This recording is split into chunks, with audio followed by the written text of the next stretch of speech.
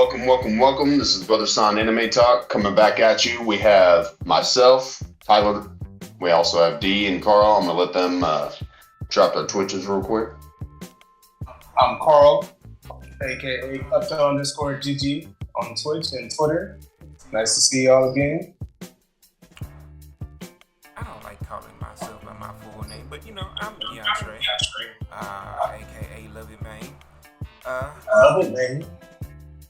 Yeah, let's get this going. All right. So, D, do you want to tell them about our question? All right. We starting this episode out with a question for the community that shall be passed out amongst all the socials and the YouTube as well. So, the question for today is, who do y'all believe has the best Bankai? This is being asked in two different ways. Who y'all believe has the best Bankai, or most powerful, if you will, and who do y'all believe has the, I guess, best release or best speech as releasing their Bankai? For me,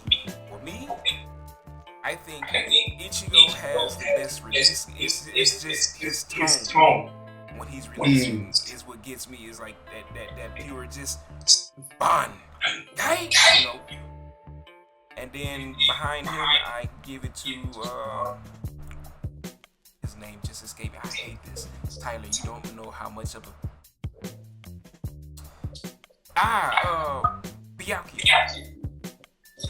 Byakuya. I love his release. I'm going to Byakuya. Byakuya on both. I like the way Byakuya says Bankai, and I like the whole setup for it. Like every time he gets ready to release his Bankai, and the rose cut, or the cherry blossom petals start falling, and the swords come up. Tsubo and Sakura, Kageyoshi, come on, bro, come on. So you know what time it is. Oh yeah, 100%. So I think for me, as far as whose Bankai do I like the best and just the way that it looks, I would have to say probably Ichigo Kurosaki. And then I think as far as just overall Bankai, which one I think is the baddest, I would have to say it's Kenpachi's Araki. And only because if that man pulls out his Bankai on a scale from 1 to 10, my friend, you're boned. Like 100%, you're getting deleted. There's no coming back from that. That man's about to wash you. It's not even a competition. That is a massacre. Just for real. You're about to get folded in them clothes with you in them, bud. That's what's about to happen. Absolutely. All right. Moving forward, on to the first death battle.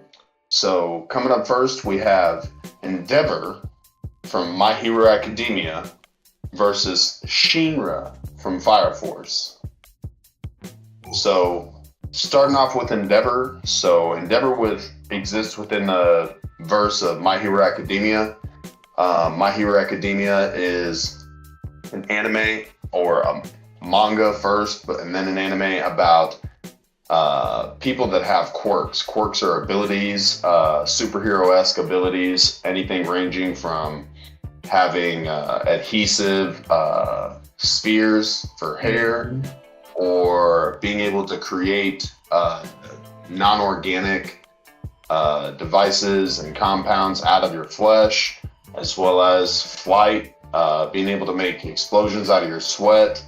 But as far as the person we're discussing today, Endeavor, he has the quirk of Hellfire. And Hellfire is he can shoot flames out of his body, which is how he maintains flight.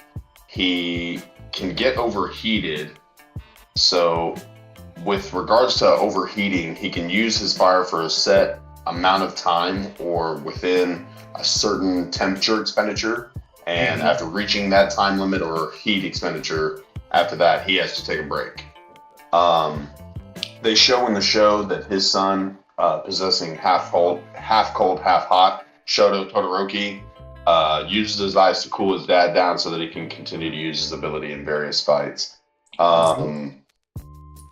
I would say Endeavor,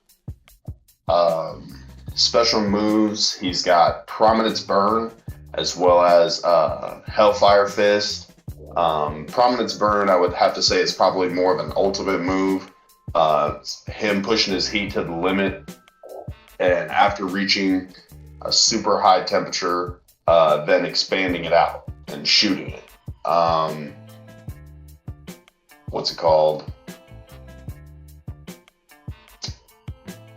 Flight capability, I would say he can go maybe as fast as the speed of sound, but I wouldn't say it's anything close to anything that the airplanes are putting out, like we've seen with Star and Stripes when she brings the planes later on in the series. But with that, I'm going to let Carl take over for the explanation of Shinra. All right, Shinra Kusakabe comes from Fire Force. The world of Fire Force is built around a total world-wiping event known as the Great Cataclysm.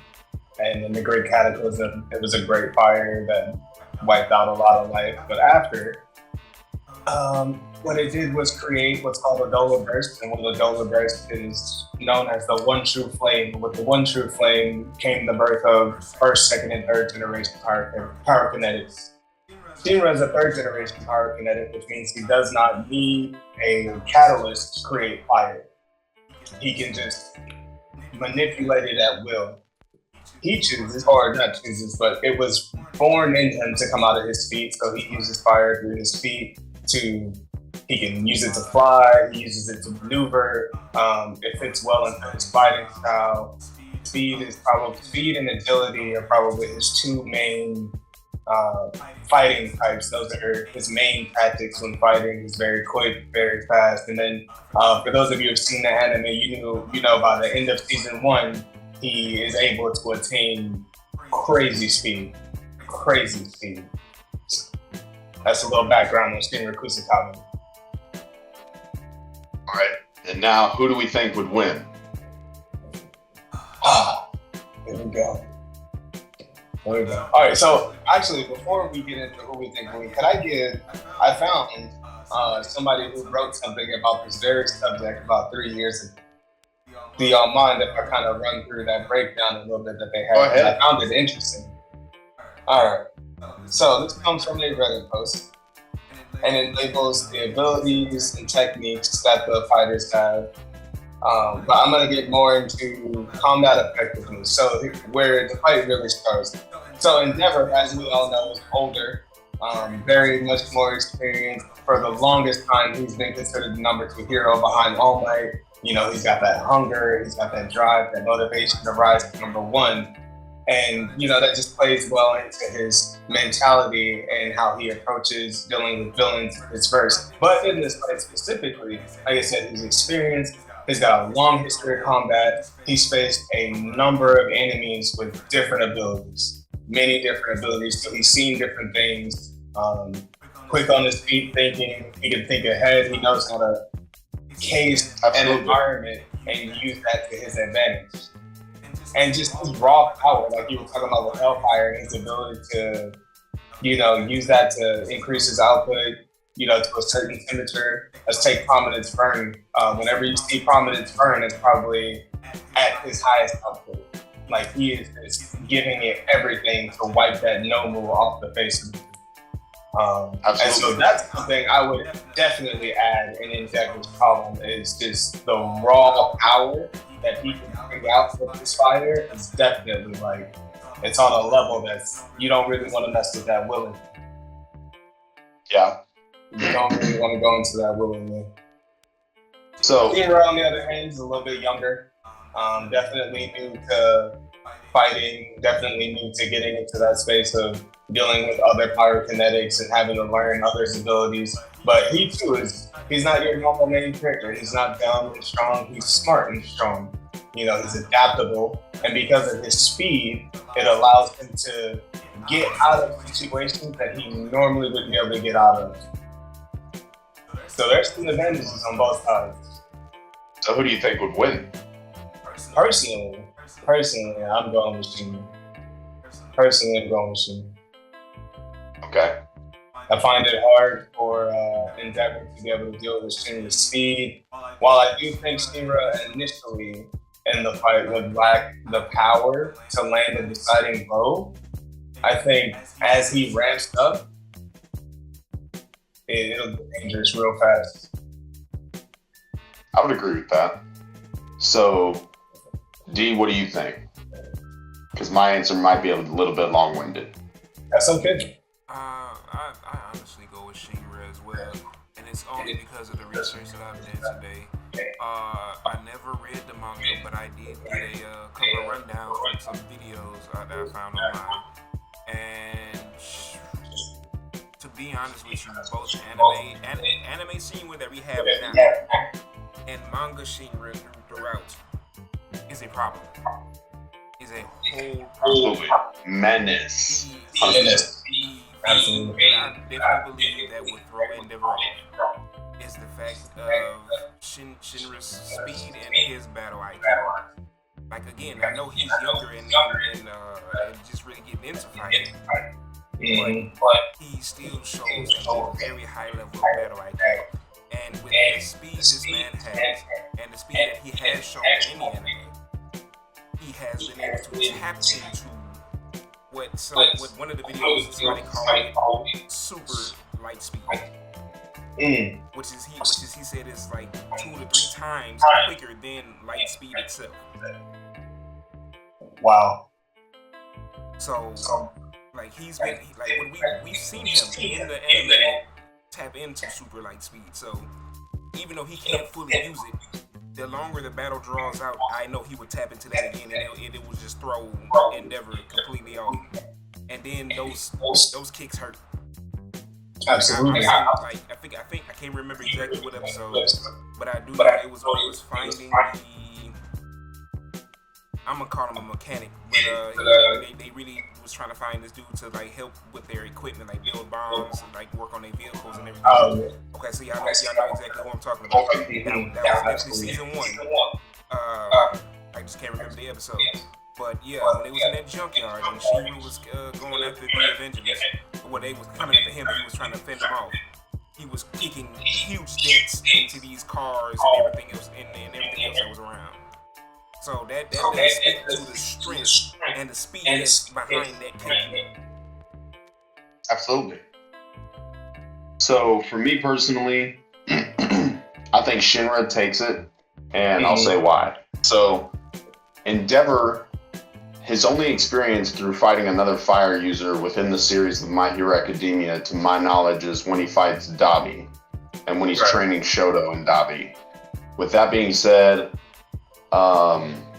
Endeavor's older, and I wouldn't say he's past his prime, but what I would say is that he's not on the up and come anymore. He's either at his peak or on the downward hill, whereas Shinra is still a young person. He's faced other fire users, and beyond any of that, I think that Endeavor would have the fight early on just because of his normal strength that he puts out. And obviously his combat experience, he's been around a long time, he's been a pro hero for a long time, chasing after All Might, and just trying to get to that number 1 spot. And so there's a hunger there. But I think Shinra, you hit the nail on the head. He's got adaptability. D, you mentioned it as well, his super light speed. Season 1, episode 22, when he's facing off against Sho, he begins experiencing an Adola link while they're fighting. And as he's experiencing the Adola League, he believes that he's actually getting some of the Evangelist's grace, but he's actually figuring out how to beginning level start activating his ability. And when he starts using his super light speed, you just see Sho like, oh no, not like this. Bro was like, he was shook. He was shook so hard. I can't believe you bamboozled my time stop. No, it was like watching Bilbo get murked on Namek. That's what it felt like. Oh my god. But all that being said, I think Shinra would definitely take it. Not to say that Endeavor is a pushover by any means. Right. But Unfortunately, endurance level, he's going to get overheated before Shinra. It doesn't, from watching both animes and reading the My Hero Academia manga, I just don't feel like Endeavor has the endurance with his quirk to overcome Shinra's endurance as far as getting to the point of, I want to say it's, there's a specific term for when you get overheated in Fire Force, and it's just not coming to me at the moment. I think it's typhrosis. Typhrosis. That's what it was. Yeah. All right. Because it happens to Benimaru's second in command, and that's why he doesn't, or he can't utilize his power with fire at max capacity anymore. Another credit to Shinra is that, oh, sorry, mini crystal. No, you go ahead. Okay. Another credit to Shinra is not just the fights against other fire users, but the fights against just some fire users with crazy abilities. Crazy abilities. Like, oh my god. Like, Sho can stop time. Burns. Okay, Burns' power is so interesting because it's like, it takes a while, well, not takes a while, but like his flame is like, it's strong, but it's like as he's fighting, it's like he's stoking the flame. It's like it's just cooking. It's like it's just getting bigger and bigger and bigger, and then when he's ready, it's like type shit. Yeah, it's like it gets bigger and bigger and bigger, and then when he's ready, it's like boom, like he releases all the heat he's been compressing, and it just creates a wave that's just super strong and hard to push past. It's like Shinra's got some crazy fire users in his verse. Absolutely. All right, moving on to matchup number 2. We have the Mist Hashira Muichiro from Demon Slayer versus Rurouni Kenshin. Oh yeah. All right. D, you want to run through Rurouni Kenshin for us?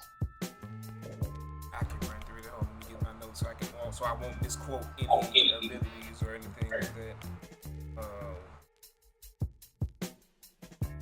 There we go.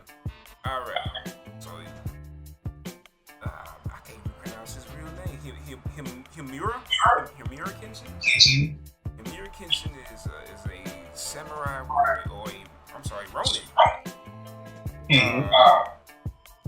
I'm not sure what era. I didn't look that information up. Don't murderize me for that. But he's a Ronin. He's a Ronin samurai who gave up killing, and the man is a beast of a samurai, y'all. Man is a beast of a samurai, bro. Like, he's a master swordsman. Crazy swordsman. So much so that he created his own sword style. And since he gave up killing, he tried to invent new tactics. So he won't go back into his sword style, which a lot of people don't know as well. If he does tap into his own sword style, it has a effect on him. It somehow hurts him to use his sword abilities now. But I think it's only because he tries to put a spin on it to where he's not killing people. So I think it's more like the muscle memory is kind of fighting itself and he kind of, hurts himself that way. But all his abilities include, like I say, master swordsman. Oh no, I just clicked on the wrong thing. Crazy. Genius level intellect, high observational skills, analytical skills, tactical wit, and perfect recall. They also say he has superhuman conditioning, superhuman strength, superhuman speed, superhuman agility, and I can go through the rest of them because it's just superhuman. I mean, y'all get the gist. I think we definitely get the picture. Right. Superhuman. So yes, everything about the man is on a superhuman level. Absolutely. Now, with that being said, I will put this though. With that being said, we need to remember that there's different superhuman levels. So with that being said, somebody give me a rundown on Mui. Carl, will you do the honors of giving the rundown of Muichiro? Alright, Muichiro. Let me pull that up real quick. Because I had that pulled up earlier. Muichiro is a prodigy in the Demon Slayer world. From a young age, he was seen as somebody who was way too adept at using the sword. I mean, just it was natural for him to pick it up and learn techniques, learn the sword styles, which he specializes in the mist style in Demon Slayer. And even amongst his peers, he's looked at as sort of like a freak in nature. Like, how could somebody so young be so strong, so fast, so adept at using the abilities and just swordsmanship that he has? His ability, like I said, he follows in this style and all the moves of this style, but like Kenshin, superhuman abilities as far as speed, strength, analytical skills, just a monster for the age that he is. Just an absolute monster. Absolutely. Especially if he stays calm. Yeah, no, literally. Just and then another thing I mentioned earlier is the mark. I don't know if those of you who watched Demon Slayer, the animated that we recommended last week, or maybe have read the manga, but the mark that the Demon Slayer is able to, or are now able to bear, passed down from Kokushibo's brother. It enhances all of those abilities by the Demon Slayers try to raise their body temperature and maintain a high body temperature. It's like doping. You maintain a high body temperature and it gets your blood pumping faster, you become stronger, you become faster, your sword swings become harder. It's how the blade turns a red hue. It's because of the mark. And so factoring that into it as well, Muichiro has access to the mark. Okay. All right. So who do we think's taking the W? I go first. In all honesty, it's a toss-up for me. It's definitely a toss-up. But to me, like, knowing about the market, knowing that it actually already increases what you can do at your peak, like tenfold.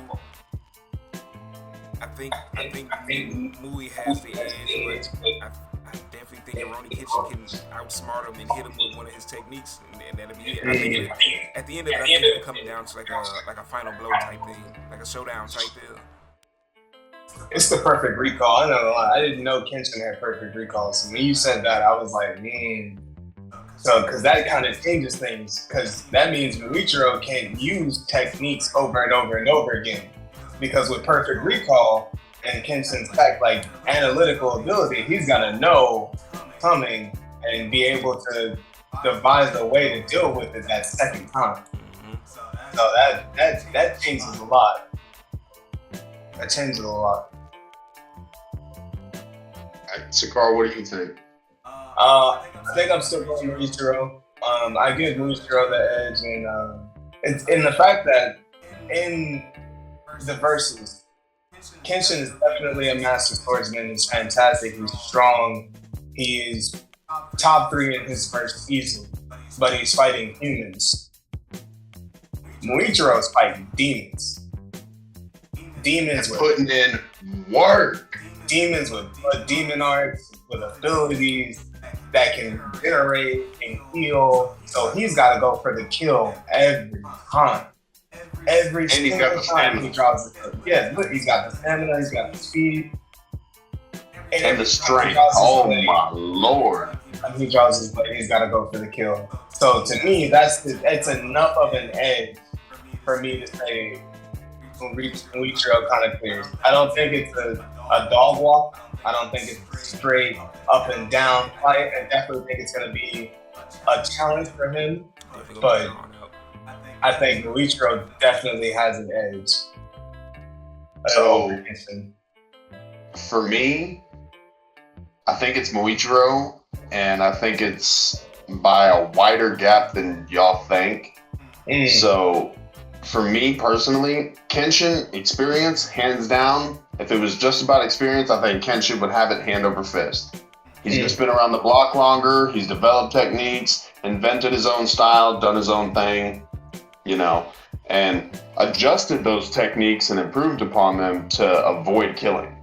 Right. But Muichiro is that guy. Like, not only am I a prodigy in that I'm so young that I'm embarrassing all these other Hashira with being able to mess around on their level all while being, a child. And beyond that, I now can manifest the mark and push myself all the way to 11. And in my base, I'm already taking on demons, as you stated, with demon blood arts and things of that nature. So, while yes,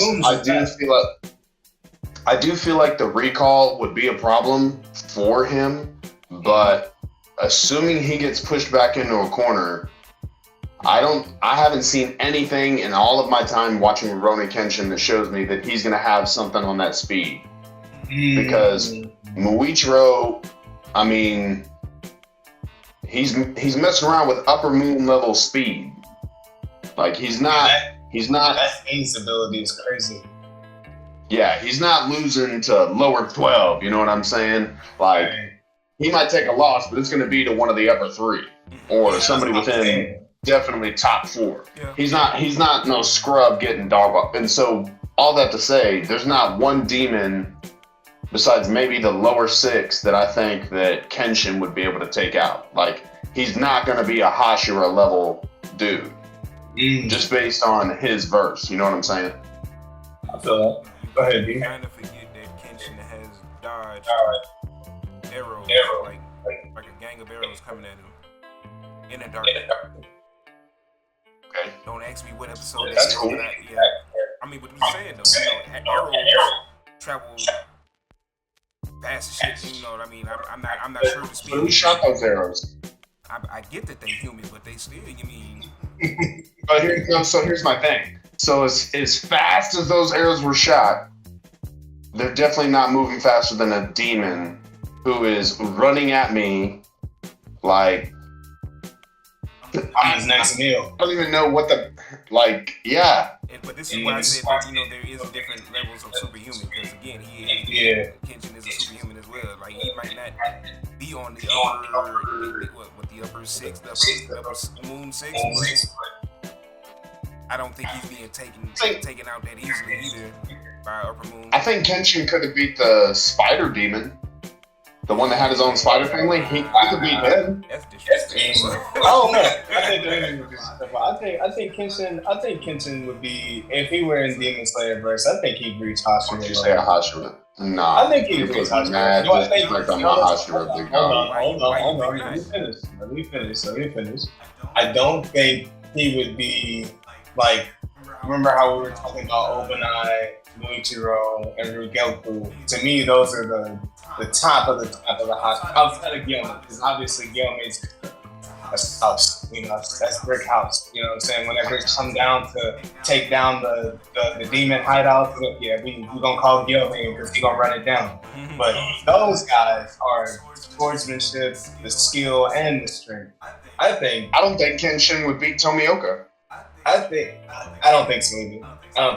But I definitely think he would be on the lower. He'd be like a little bit better than a little stronger than Tanjiro. I think Kenshin would be a little stronger than Tanjiro. So I think he'd be Hashira level, but on the lower end. Maybe hold on. On the lower end. I would say he's probably stronger than Tanjiro was before the Swordsmith Village. Oh, I give you that. But once he gets to Swordsmith Village, nah. Nah, Tanjiro's on different level. I've grown beyond you. Yeah. Because Swordsmith Village and beyond, you're talking about the upper 6, and nah, alright. I give you that. Because I feel like he could have probably dealt with the Mugen. I could see Kenshin dealing with the Mugen train art. And I feel like Entertainment District, I don't know. I don't think he's taking out Gyotaro. No. He can fight Daki. I think he can fight Daki. He can't fight Gyotaro. I think like That's yeah. But this is all Something he could have done what Tanjiro did. This is all assuming Kenshin decides to kill again, because he would have to. This is all assuming he would have to use the Hiten Mitsurugi style in full effect. He couldn't be not trying to kill nobody. He couldn't be like half-assed. No, he'd have to be like, I'm cutting everything down. You know what I mean? And this is why I said like last time, like when we do death battle, we definitely got to make sure we give certain specifications, like if they're going to be bloodlusted or things like that, because if they are and straight up, I still bloodlusted. He's still not making it to Swordsman Village. I was about to say, even if he is using Hiten Mitsurugi, I still once Swordsman Village happens, he's getting walked. I still get it. If he's not beating that jar villain. But if he was in the Demon Slayer version, because y'all do know he's still a young man, right? Like, yeah, he's like 15. Yeah, absolutely. Like I said, I think Kenshin could still be of great strength in the Demon Slayer verse. I don't think he'd be like Muichiro at that level, but he'd be up there. He'd be respected. I think if he had breathing techniques, I don't know what breathing style would fit him best, but we could probably do another later episode about that. I think. Could you imagine him watch him be Sanemi's Suguko? Bro, that would be crazy. Kenshin would be so busted, dude. That would be crazy. At that point, after retrieving training from Sanemi, dog, you got it. You got Morichiro in spades. Because that man's not walking. You already have your stuff from beforehand, and now you got training from Sanemi. Cool. Nah, I'm good, man. It's all good, big dog. Hell, even training with the Stone Hashira. If he just trained with the Stone Hashira for a year and a half, I think Kenshin would take Morichiro and dog walking him. And it's been proven that regular humans, people with no strength training or anything like that, can build themselves up. We've seen it with Tanjiro. Tanjiro was weak, and built himself up to cool. You're head demon. Give me that neck. Give me that neck, boy. Give me that neck. It's crazy. All right. So now, gonna move into the final death battle. This is a battle royale between all of the Hokage. So, Hashirama, Tobirama, Hiruzen, Minato, Tsunade, Kakashi, and Naruto. Yep. Right off the bat, Tsunade's not surviving the first round. I don't feel like I definitely say that one more time. I think Tsunade would be the first eliminated. Not because, let me preface this real quick, because I don't want no hate. Not because she's a woman. That has nothing to do with it. The 100 healing jutsu is probably one of the most broken jutsus ever invented. It is so stupid. How can you store chakra in the center of your forehead, and then when you release the steel, you release so much chakra that you're rebuilding cells? Like this, like it's happening in real time. And now that you're done defending Tsunade, let's be honest. She gets washed. I'm not gonna lie, I think she gets a good sucker punch off on Kakashi before she goes. Oh, absolutely. She's still Kunoichi. Who did you say she's gonna sucker punch? Kakashi. She's gonna like knock this to the side. You know?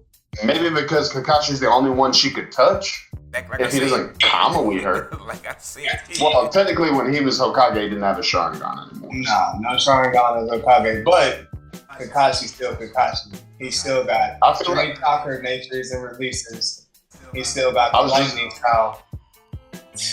I was just about to say, I feel like she might get a hit in, but immediately as soon as she gets that hit in, she's not knocking Kakashi away because he's got crazy durability, and he's gonna Chidori her right through the stomach. Like, cool. Hey, have you ever heard of Reen? Yeah. Like I said, I know that was cold-blooded, but I had to do it. That's wild. That's wild. You wild. You wild. Yeah, that's wild. Second off, That's wild. I did say sucker punch.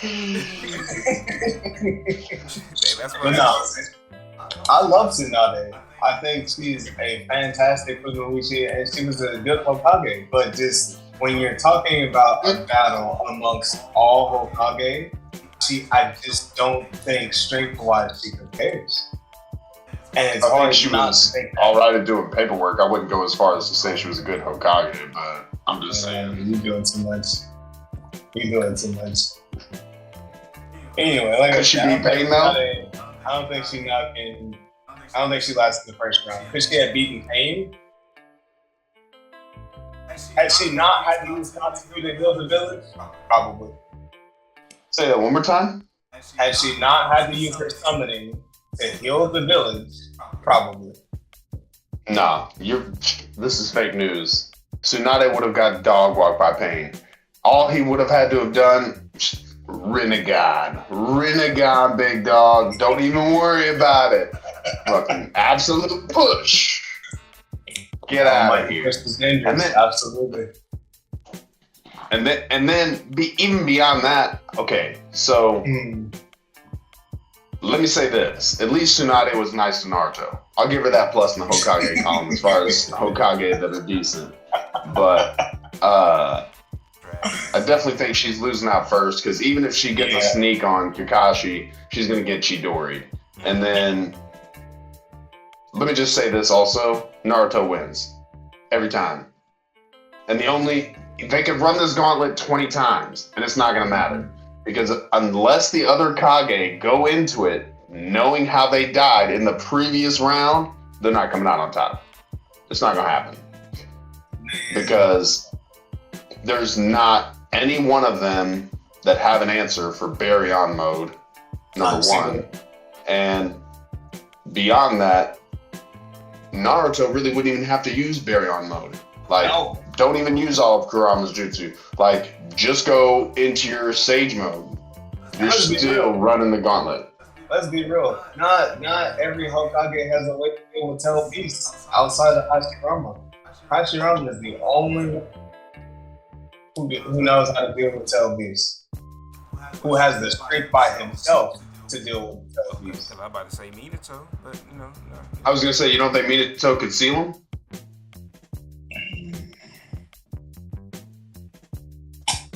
He could still, but You love that we didn't even mention Tobirama or Hiruzen yet? Nobody cares about them.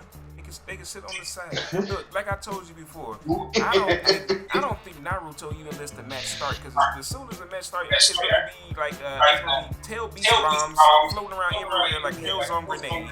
And he's gonna be like, yeah, now sit down. Hey, you know. Okay, well, we can't let Naruto end it from the beginning. Okay, we gotta give it something. Okay, who do you think would give Naruto the most trouble out of the other Kage? Hashirama. You think so? You think Hashirama's going to be the one difficult for him to deal with? Wood Sage versus Stone Sage would be the fight of the century. That would be insane. I don't know, man. I don't know, because think about it like this.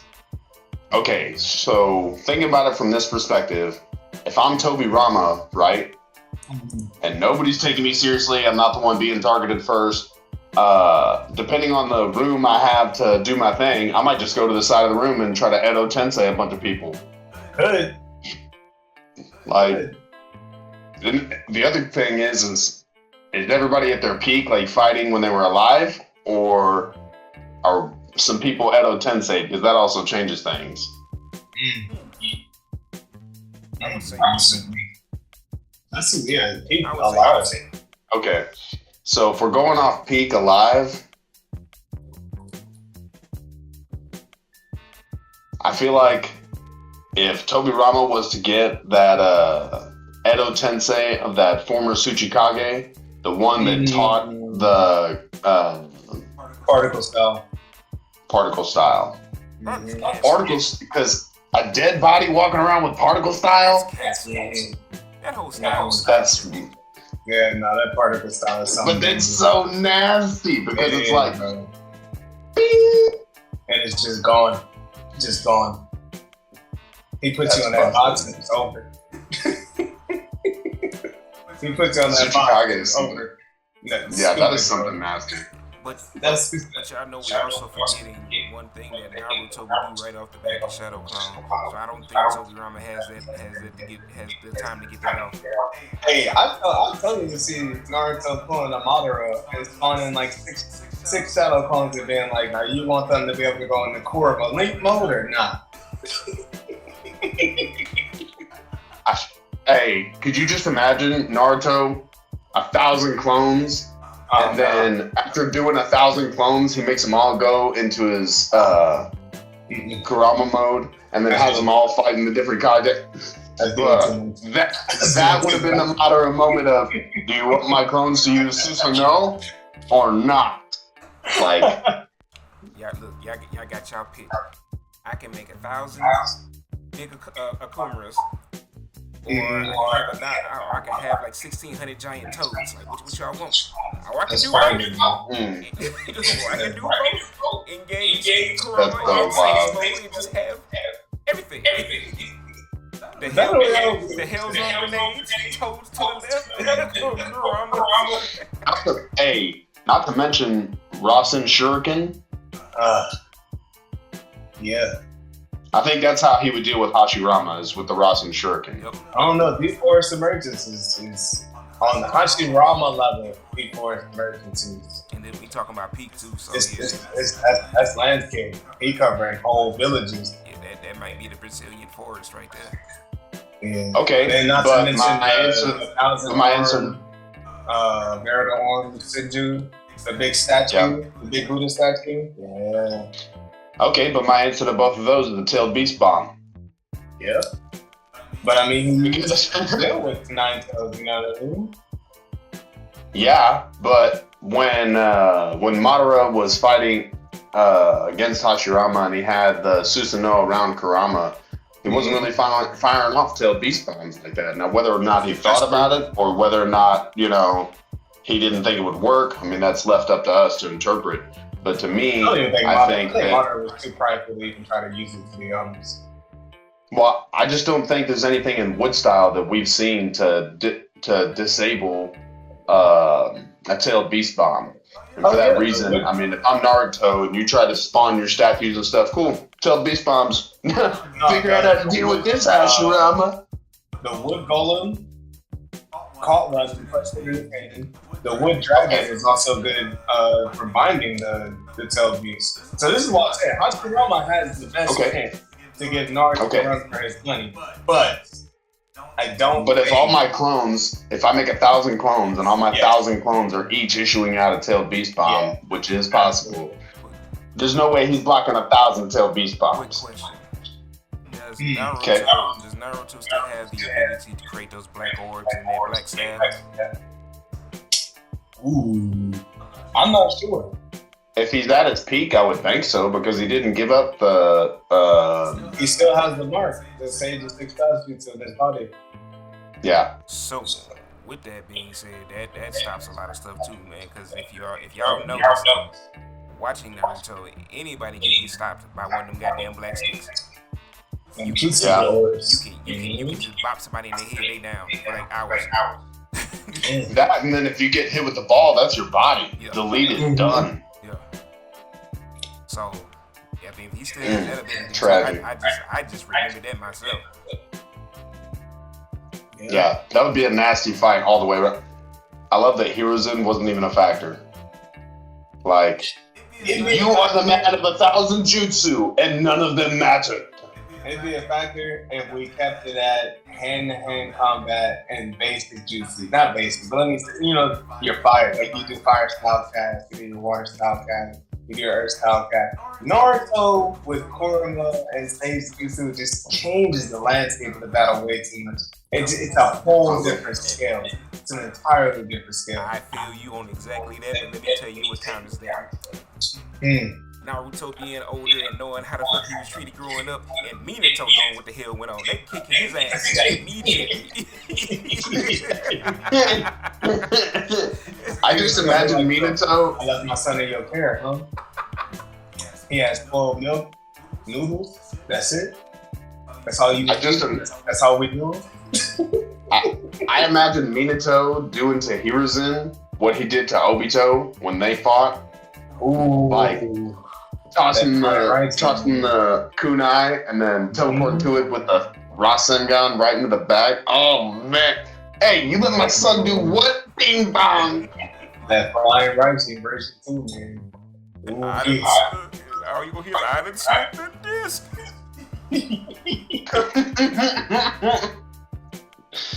Hey, I meant to ask. So while we're on the topic of the Hokage, before we get off this topic, I just want to ask: do you think?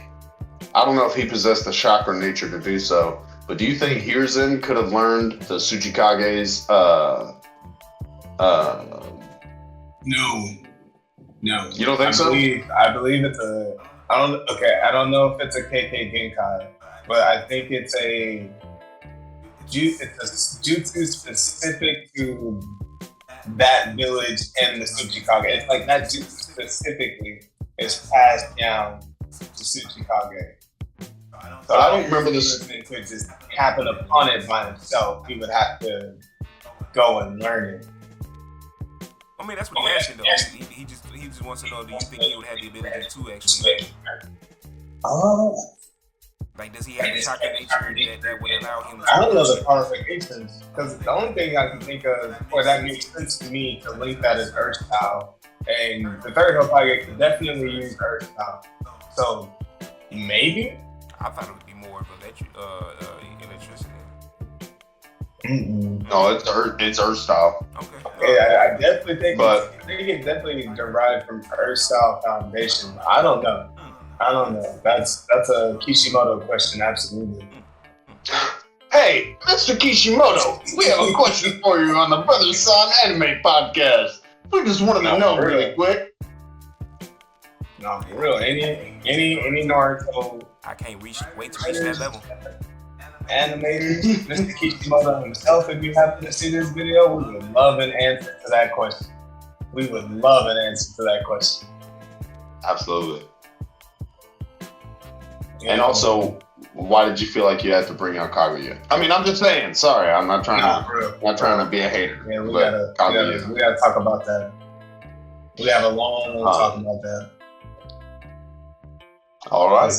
That being said, we're going to go ahead and launch into the anime that we're going to recommend to you this week. And I'm going to let the man himself explain it. D, take it away.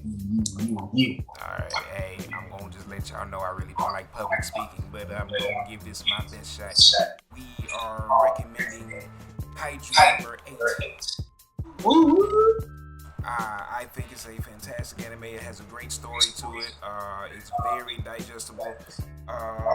It's bingeable if y'all want to sit through it through I think it shouldn't take you no more than probably 2 days. It just depends how much time you put into it, which I wouldn't really recommend no more than about 3 hours a day. I ain't gonna lie to you. It's in my watch list. For those who don't know, the show is about a man who transforms into a monster and joins the Japanese Defense Force to fight Kaiju.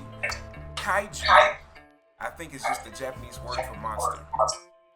Please, somebody correct me if I'm wrong. I believe it's close, or like loose translation would be monster. The main character is Kafka Hibino is a 32-year-old man who's been trying to join the Japanese fight. He's 32? Yep. Oh, let's see right there, bro. I feel targeted. I'm 31. Let's not go there. My fault. I'm 30. So my bad. It's just, you don't really see 32-year-old main characters. And now they just making me feel even older. I hate it here. Anywho, Kafka Hibino is 32 years old, who works for Monster Sweepers Inc. He's been trying to join the fight force ever since he was about 18. So that gives y'all the duration of how long he's been trying. Okay. The basic plot of this show is after